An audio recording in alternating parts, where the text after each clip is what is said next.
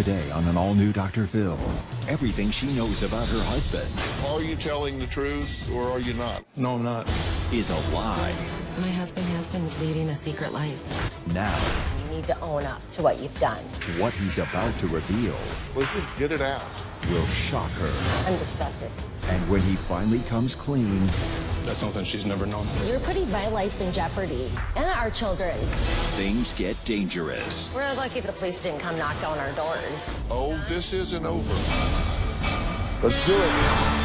Have a good show, everybody. Here we go. I hate to see people suffering, and you've hurt long enough. Stand by, Dr. Phil. But when it gets you the help that you need, 5, 4. this is going to be a changing day in your life.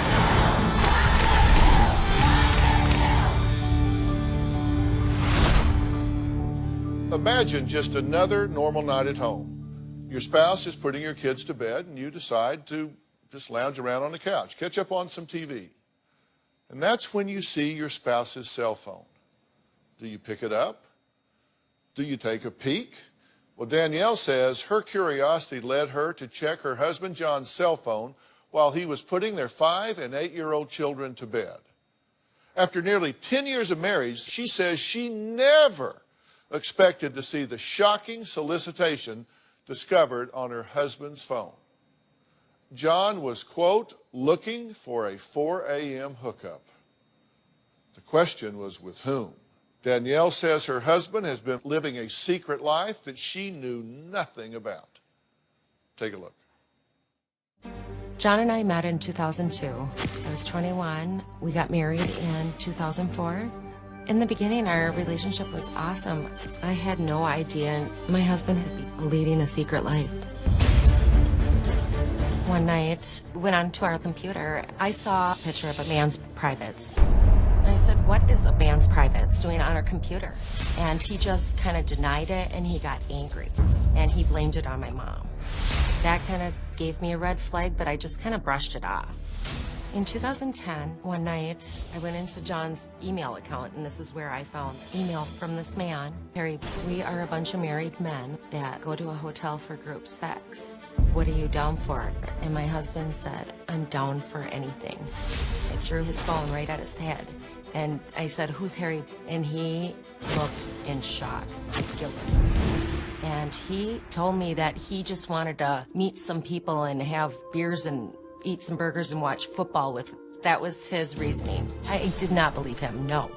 This is a bunch of married men that go have group sex in a hotel. And my husband said, I'm down for anything. It was exactly like a knife to my heart. And I'm like, are you gay? Are you gay? John said, absolutely not, I'm not gay. I love you, I love my family. John swore he never met up with this man. As far as I knew, John was only emailing that one guy. He swore he'd never do that again. I thought that was bad enough, and then I found something worse.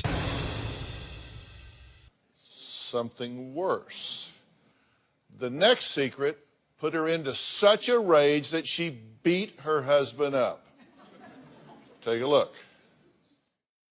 It was November 2012. I found about 4 images of 4 pre-adolescent girls and 2 adolescent boys, pornography pictures, and a actual porno with 2 adolescent brothers going at it. I was absolutely sick.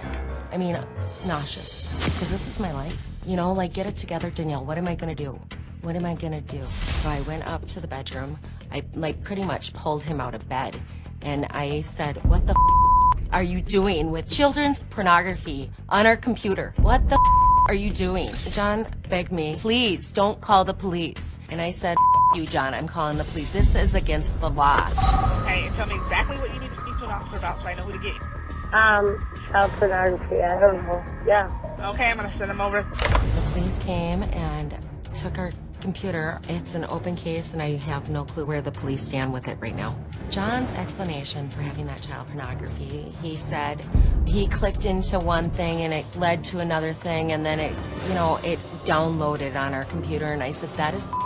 And then he said that he didn't know how to delete them, and I said, again, you kept them for your sick little self. One of my main concerns is, you know, my husband has looked up child pornography. He's putting himself out there for gay sex. What's next? Are you going to be a hands-on molester? Okay. He said child pornography was completely an accident. He did. Do you believe that? I don't. I don't. And he said that he tried to delete it, but he had no problem deleting it when my sister and I found it. So were the police called? The police were called. Okay, by your sister? Yep, by my sister. Autumn? Yep. Okay, so you were told about this, right? Correct. By my sister. By your sister. What'd you do? John had happened to leave to go to the store that night, and we had pulled it up. And he actually caught me coming in through the house on the computer, and I hurried up and got out of it. And we acted like we didn't see anything, and we had... But he knew we caught him, you know? He knew he was caught? Oh, yeah. So one of your questions is he gay? Yes. And if he's gay, you don't judge him for it. Just tell you, right? Yes. I mean, if he's gay, he's gay, right? Yes. Here's what we know. Before marriage, you know that a male friend asked John if he was interested in swinging, sex with male. And he said no, but said deep down, I was wondering, well, I don't know, maybe. Oh. Okay, that's something that he said. Did you know that? I did not know that. Okay. I was going to say I did not say that. Yeah, okay. No, he said that. Okay. Then in 2005, John responded to ads on Craigslist seeking male sex. In 2006, you found this male genitalia picture on his computer. 2008, he posted his own ad. And he says he responded to hundreds of emails. I did not know that. He admits taking pictures of his privates and sending them to men. Did you know that? No, I didn't. No. Okay. He admits getting aroused to pictures of naked men. I figured that. You know, he's on Craigslist. 2010, Danielle found emails of his exchanges with men regarding sex. She saw John's response to men, quote, I'm down for anything, and, quote, he says he prefers to be on top. Yes, so that sent off a red flag, you know, when I found that email in his phone.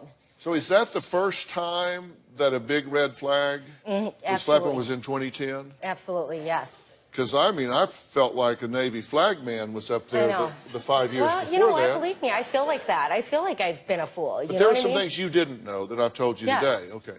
2013, Danielle found an email for, quote, 4 a.m. hookup with men. And then you found strange men's navy blue basketball shorts in the laundry. Yep, I went away with the kids for a weekend, and I come back, and I felt like something was wrong in my gut. So I go home, and I obviously start my laundry. I do the laundry. I know whose clothes are in there. And here I found a navy blue basketball shorts in the laundry, and I confronted him, and he said that, oh, it was probably from my boyfriends. Like, I have time with my kids, with boyfriends here. So that concerns me. You know, with people over at my house. Have you been tested for STDs? Yes.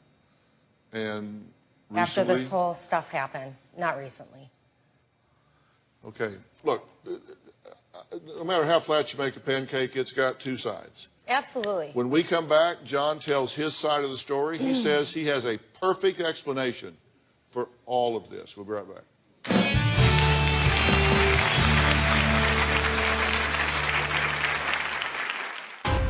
I'm not gay. I mean, I was submitting ads on Men for Men. I'd exchange photos, but it was never of my face. It made me excited a little bit. Looking at the child pornography, it was, oh crap. Monday on an all-new Dr. Phil. Joshua Young was arrested for beating Trey Zwicker to death. Accused of killing his stepbrother. Did you have anything to do with that boy's death? No. Acquitted at trial. Trey's father still thinks you're guilty. Who he is on TV is not who he is in real life. But questions remain.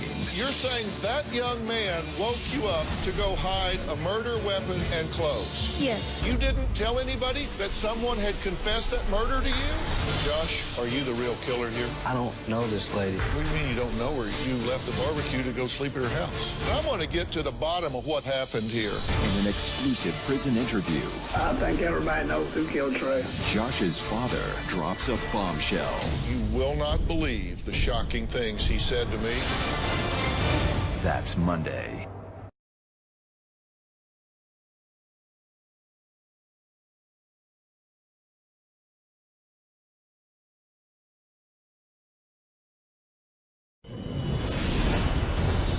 When John and I first met, he told me that he was a registered sex offender. He was 19, she was 16.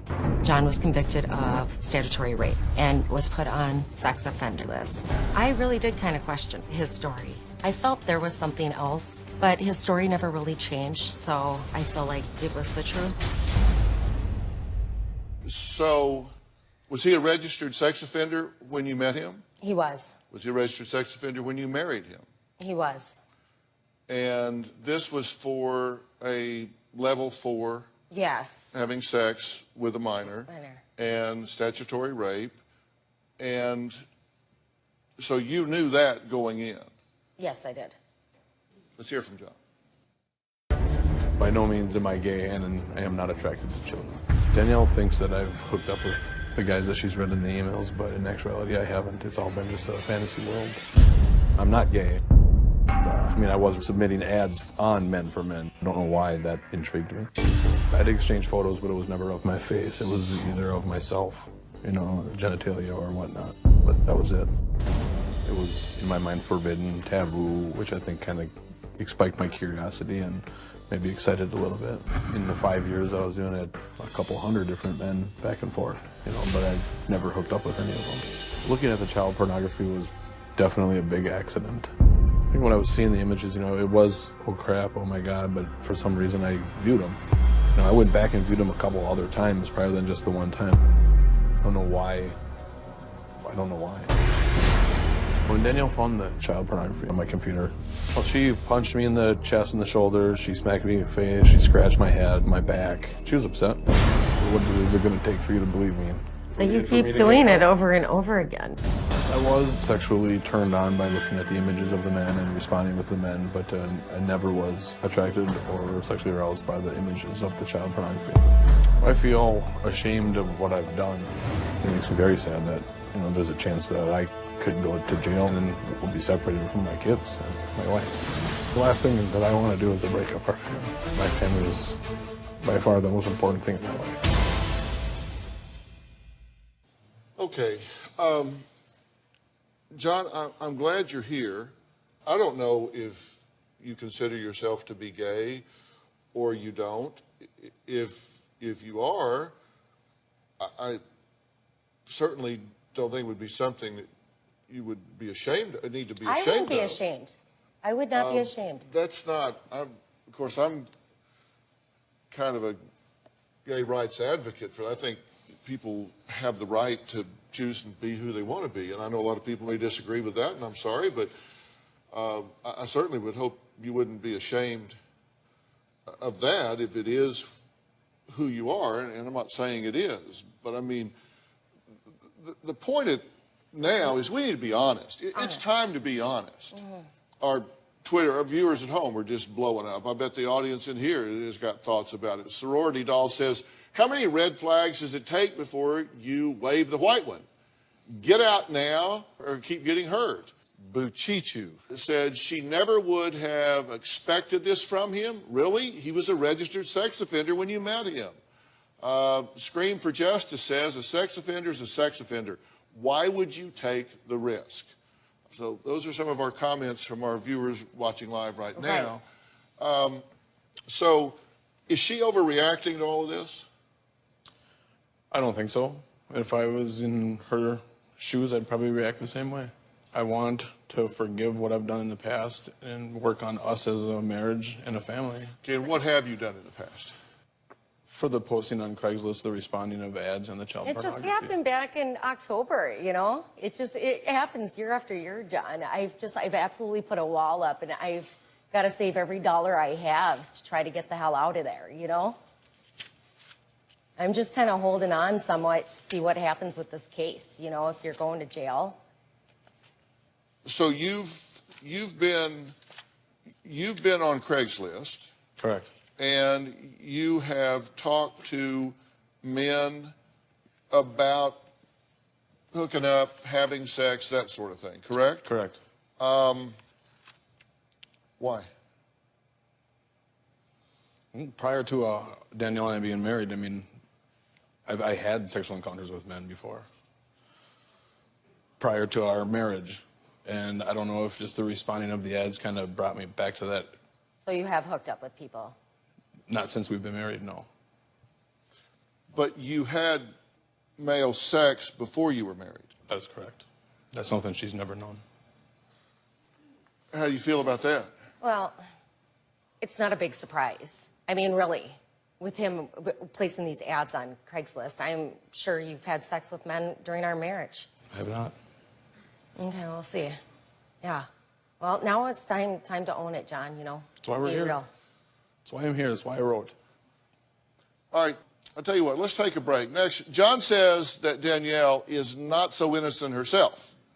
What he says his wife is up to. Plus, in order to put her worries to rest, Danielle wants John to take a polygraph test to prove he has not had sexual relationships with men. Did he take the polygraph? There was another question on there that was very important. We'll be right back.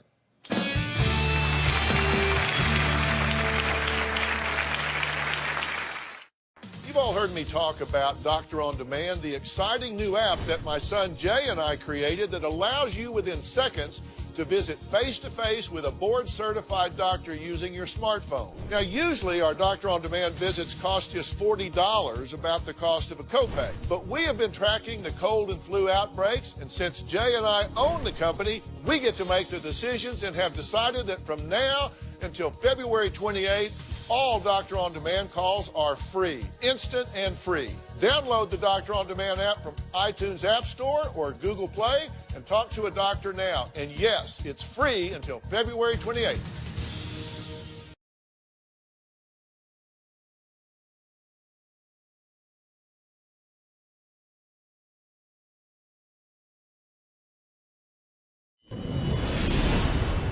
Danielle's been drinking a lot to cope with what's going on. I think she blames me for her drinking.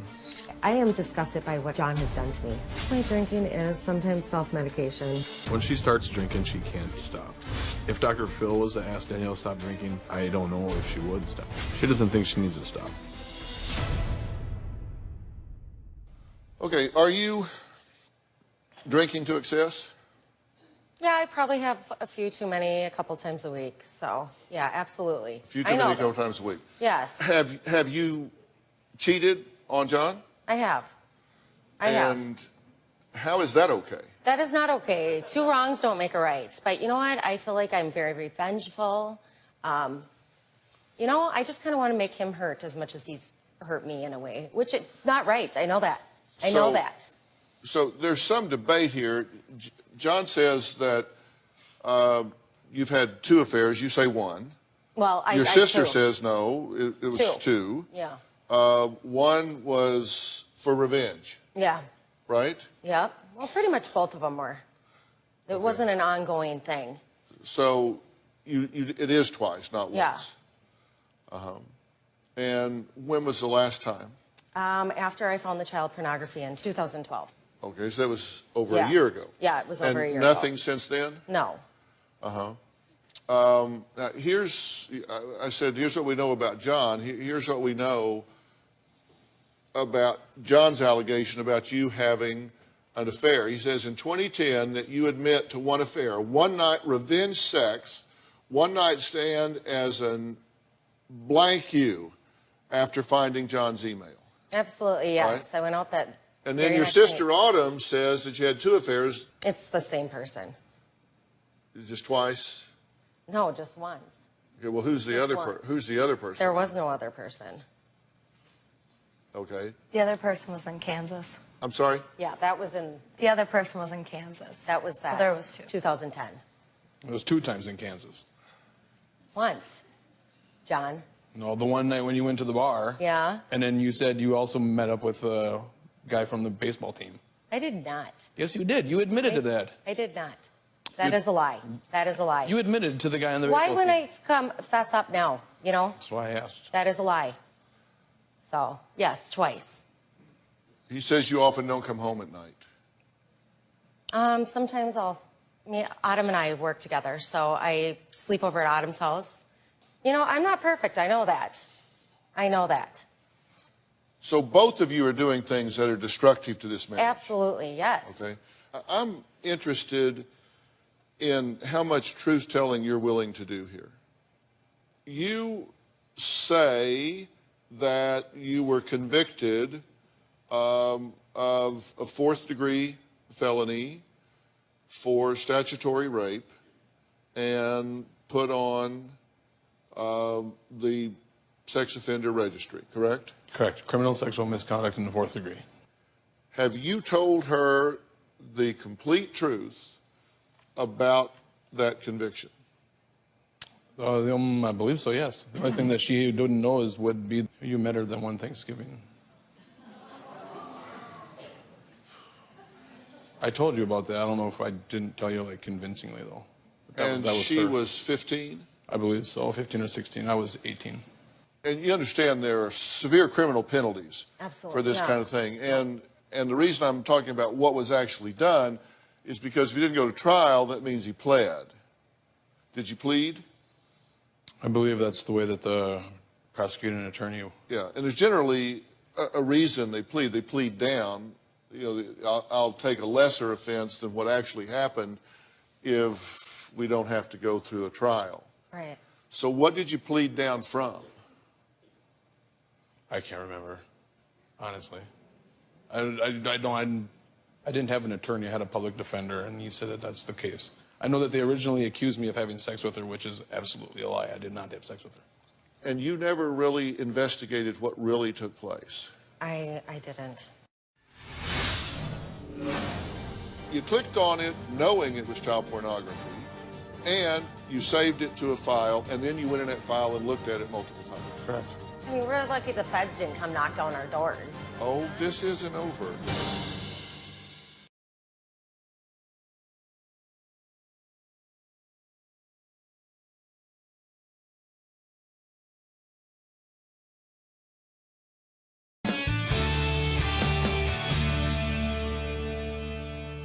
Now, let's talk about this child pornography.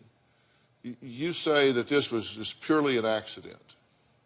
The link was put on the website that I was on. I clicked the link, and it brought me to But John, it's child on a pornography. file on our library. So you clicked on it once, Yep. and it was child porn. Correct. And what did you do with that? Exit it out. Then why You know, was like it I on told our Danielle, library? I don't know if I saved it. I even You said that in the saved, like, polygraph test. I 5 don't know if I different saved things, it. John. Now it's time to be real. I'm being real. Okay, well, but now wait a minute. You click on it, and it's child porn, Correct. and you said you exited out of it. Correct. But it's saved in But a it's- file on your computer. Correct. And I accessed that file on other occasions as well. So Okay, you know, and this link popped up more than once. that link did not pop up more than But once. other links? Other links on the same chat room site popped up, With child porn. which I would assume would have been child porn. And did you click on those? I did. Okay, so you know, here's a link. The last one that popped up like this was child porn. Correct. Here's another one popping up. I'm going to click on it knowing it's child porn. Correct. Okay, then you saved what popped up into a file on your computer. It was saved. It doesn't save itself. It is Well, a I didn't go digital and click file. the save icon. How did it get into a file? It opened a file and put itself in it? Or if I hit the save icon trying to exit out. I would imagine, and that's how it got in there. Okay, so exit out is usually an X, or it says... On the right-hand side, correct. Yeah. Okay, that doesn't sound to me like something that can be confused with save. Well, I think if I would have saved it, I would have saved it in a hidden spot where my wife wouldn't find it. Well, we'll discuss your judgment in a minute, but the point is you clicked on links multiple times knowing they were child pornography. Correct. And then the contents on that link is in a file that was opened and they were placed in there on different days at different times, and that file has been accessed a number of times since you put the stuff in there, correct? Correct. I mean, we're lucky the feds didn't come knock down our doors. You know what I mean? Oh, John? This isn't over. Yeah. There's an open investigation about this, right? Yes. Okay, so I just want to be sure I understand. So these things popped up multiple times, and each time you clicked, and each time it saved to the same file. So how did file 2 know where file 1 had gone? It's a good question. And I did not click file, save, and put it into a file separate. So what did you do? I mean, probably just hit the save button. What do you mean probably? I hit the save button. Okay, so and you it hit just saved save. to that file. Okay, well, you told me before you hit exit. Now you say you hit save. Well, obviously, I had to have hit save. Well, not obviously you had to. You either did or you didn't. It was a conscious act. You either hit save or you hit exit. Okay, I'm just wanting to be clear because I don't want any stone left unturned. Are you telling me now? Yes, I've saved them to that file. I didn't go in and type a file number. It just hit the save button and it went to that file. Okay, so you clicked on it after the first time knowing it was child pornography, and you saved it to a file, and then you went in that file and looked at it multiple times. Correct. Okay, so there's nothing accidental about it. Correct. After the first occasion, nothing accidental. Okay, and how many times have you gone back and looked at that file? Opened that file and looked in there since you started putting this Between the 5 different files, I'd probably say 20 times. Like 3 times a piece or 4 times a piece on an average. So you're looking at child pornography on a fairly regular basis on purpose. Correct. When was the last time you were in that file? October last year? To delete them. Yeah, and that's because you got found out, right? Correct. So, by the way, you did know how to delete them. After I called somebody to find out how to delete them, yes. Yeah. I tried to delete the whole file rather than going in and deleting them individually. Did it just take one phone call to find it out? Yep. I just don't understand it. Because he has a great dad and everything, you know, and a great husband, but he's just got like this secret life that I don't know anything about. Well, when we come back, should Danielle be worried about John being around children? We'll find out when we come back.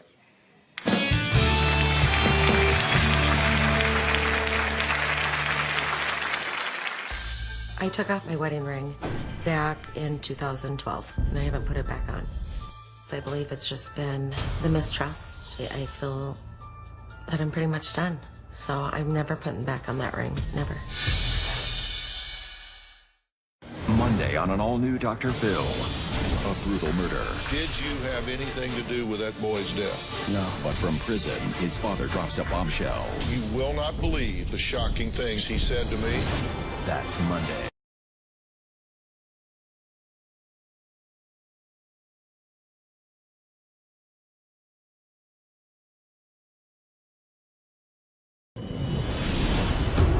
I don't think our situation has affected the kids. The kids are acting, yeah, they're fine. They do ask questions on why Danielle doesn't wear her wedding ring. My son keeps wondering why I was sleeping in my daughter's bed. And my son is always like, when are they going to bring back our computer? And I've told him that Daddy has made some wrong decisions, and this is why it's gone. To me, it tears me apart when the kids ask where the computer is because I've caused the computer to be taken. Danielle says her husband of 10 years has been leading a secret life. She says she discovered child pornography on their family computer. sexual email exchanges between John and hundreds of men. You have a big question. If he is actively, consciously looking at child pornography, you are concerned about your own children. Well, you know, I am concerned. He always seems to up his game all the time. Every year I find something different. Yeah, we have 2 young children. I need to know if he's not sexually attracted to children. Well, obviously his behavior answers that, Yeah. despite what he may say. Now, I have to tell you, I've just met him, and you obviously must take great care and caution to protect your children. Yes. I look at history because I think the best predictor of future behavior is past behavior. And John has been a responsible father in many ways. He's been nurturant and caring and appropriate with his children. Yeah. You've seen that.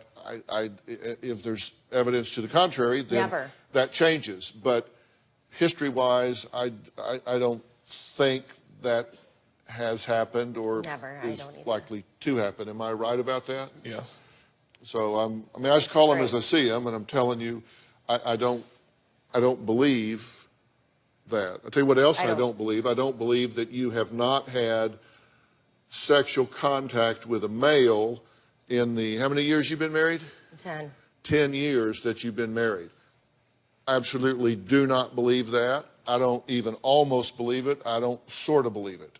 Are you telling the truth or are you not? Let's just get it out. No, I'm not. You're not what? Telling the truth. So you are having sexual contact with males? Yes, I have. How many times have you had male sexual contact since you've been married? 12. John, you know, seriously, you're putting my life in jeopardy and our children's. You never know what kind of lunatics you're meeting off these websites. You know that? I'm disgusted. I should have came clean a long time ago about it. I'm sorry. So are you gay? No, I am not. You know, that would be much easier.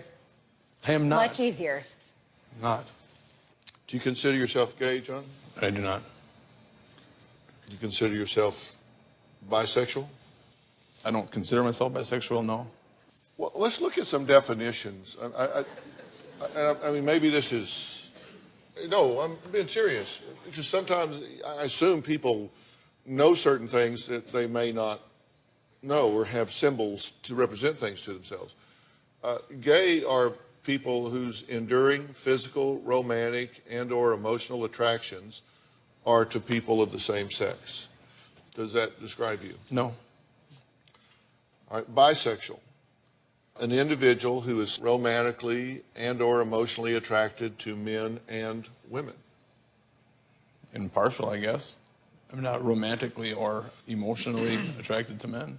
But sexually, you're aroused, the body of men, being with men, that's sexually arousing, correct?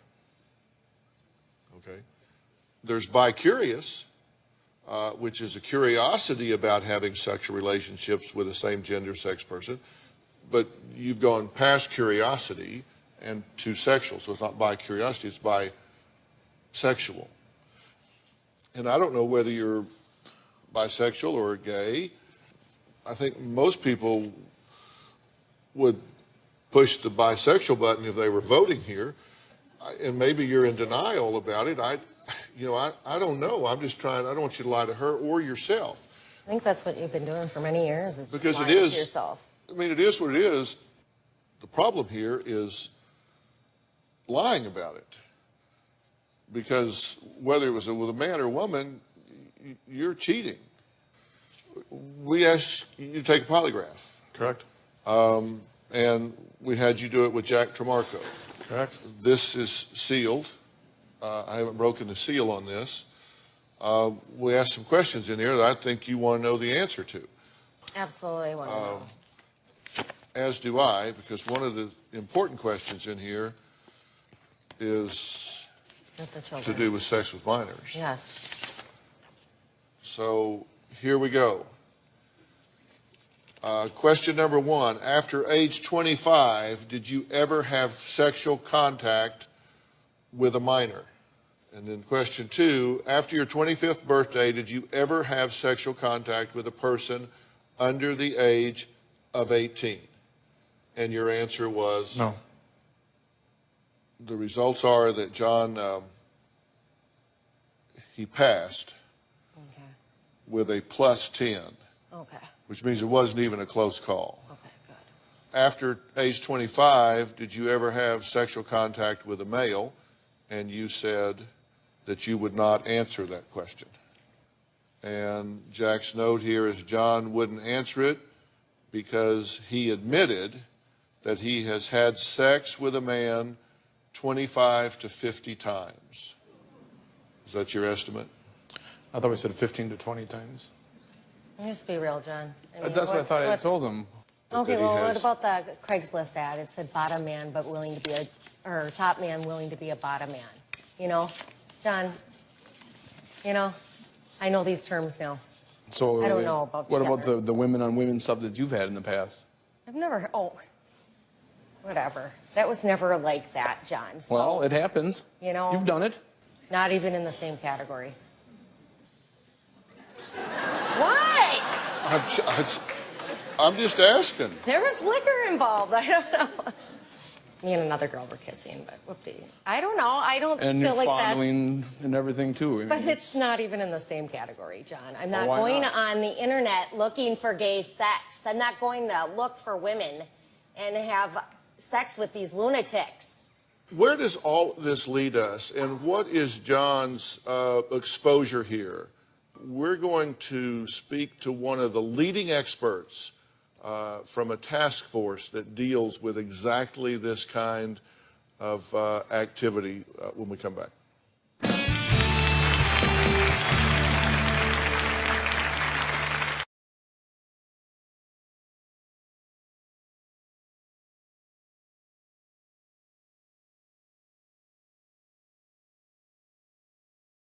We can't do this show without you, our studio audience. If you're going to be in the Los Angeles area and you would like free tickets, go to drphil.com and click on Be in the Audience. Because we have a lot of fun here, don't we? Or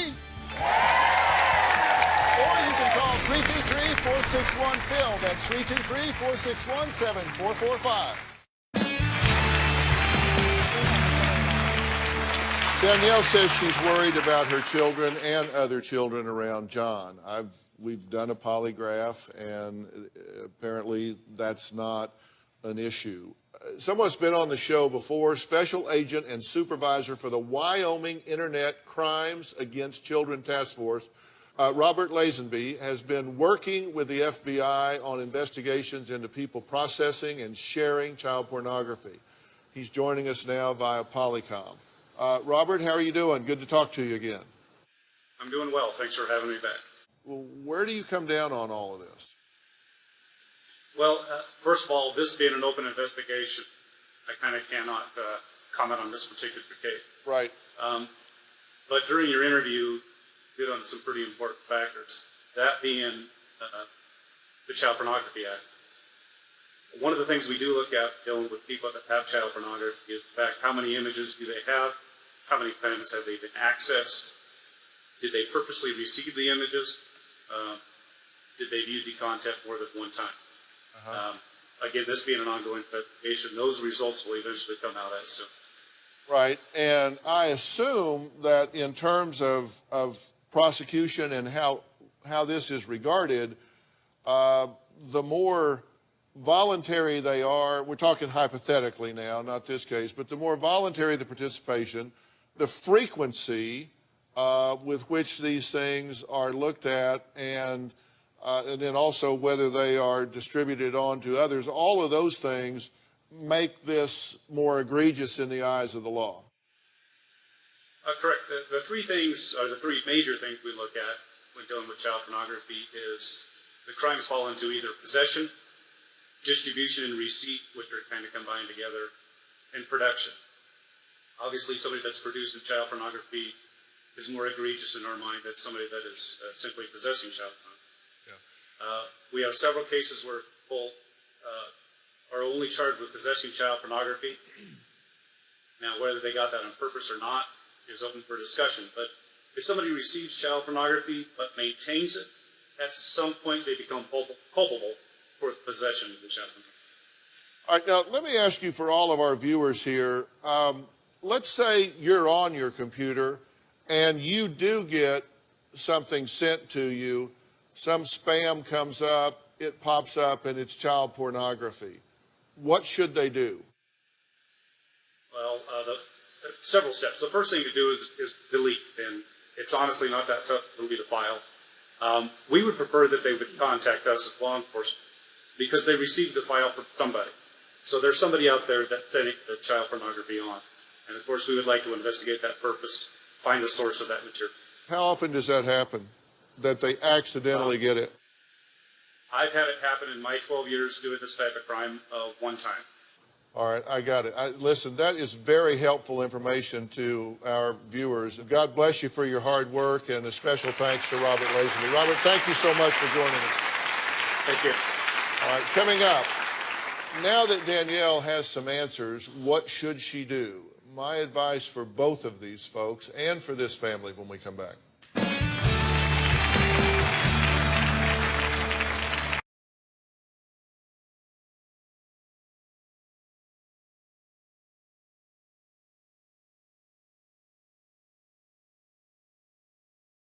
Want to know what's coming up on Dr. Phil? Visit our website and subscribe to our email newsletter. You'll get weekly updates, life strategies, and exclusive video that you won't find anywhere else. Plus, on drphil.com, you can see sneak previews of upcoming shows. Log on today. Well, John says that he came here today willing to risk everything because he wants to save his marriage. I'm going to suggest something for you. I'm going to suggest that you let me arrange for you to have some professional counsel with someone that is particularly skilled in helping you to understand what's going on with you sexually. And I think that's very important for you to get some clarity. I think until he does that, you can't really know where you are. Now, you may be, look, I've heard all I need. He can get whatever answers he wants for himself, but I'm out of here, and that's it.